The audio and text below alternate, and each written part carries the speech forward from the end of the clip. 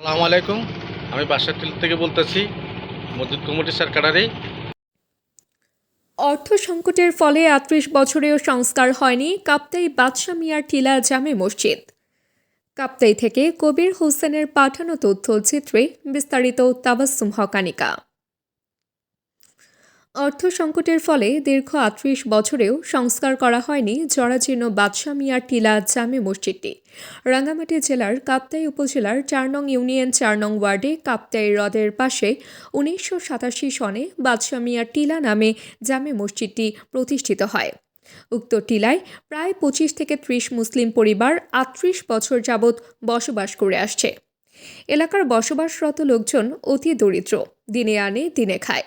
কেউ সাম্পান নৌকা চালিয়ে চলে, আবার কেউ হ্রদে মাছ শিকার করে দিনাতিপাত করে থাকে। তাদের স্বল্প আয় দিয়ে কোনো রকম মসজিদটি চলে।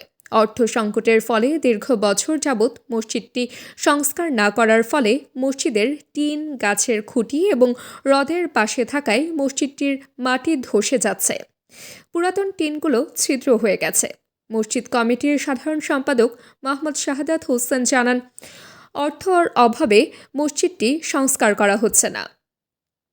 এটি সংস্কার করা না হলে এখানকার লোকজন নিয়মিত মসজিদে এসে নামাজ আদায় করতে পারছে না। তাই মসজিদ সংস্কারের জন্য সকলের সহযোগিতা কামনা করি। মসজিদের মুসল্লি ৭০ ঊর্ধ্বে মোহাম্মদ শহীদুল্লাহ জানান, প্রশাসনের নিকট জোর দাবি জানান তাদের মসজিদটি সংস্কার করার জন্য। উক্ত মসজিদের ইমাম আমির হোসেন জানান, মসজিদটি জরাজীর্ণ অবস্থায় দীর্ঘ বছর যাবৎ অবহেলিত অবস্থায় পড়ে আছে। এছাড়া বর্ষা মৌসুমে বৃষ্টি, হ্রদে পানি বৃদ্ধি এবং ইঞ্জিন চালিত বোটের ঢেউয়ে মসজিদের ভেতর ফাটল, মাটি ধস নেমেছে। অর্থ সংকটের ফলে এটি সংস্কার করা হচ্ছে না।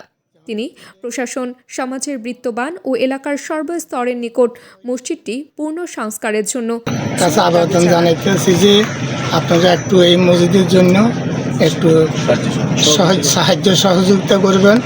আপনারা সাহায্য সহযোগিতা করলে ইনশাআল্লাহ এই মসজিদটা মারামত হবে, পূর্ণ হবে।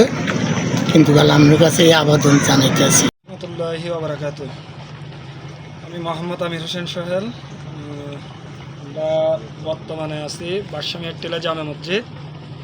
আমি মসজিদের ইমাম ও খতিব হিসেবে দায়িত্বরত আছি।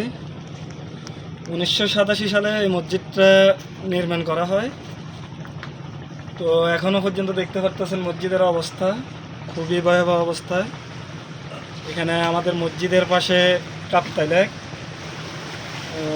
নদী যখন পানিতে পরিপূর্ণ থাকে, কাপ্তাই লেকের যখন নদী বোট পারাপার হয়, ওই সময় বোটের ঢেউর সাথে মাটিগুলো আস্তে আস্তে নদীর পাড়গুলো ভেঙে যায়, যার ফলে মসজিদের যে মাটি, ওই মাটিগুলো ওইখান থেকে সরে যায়।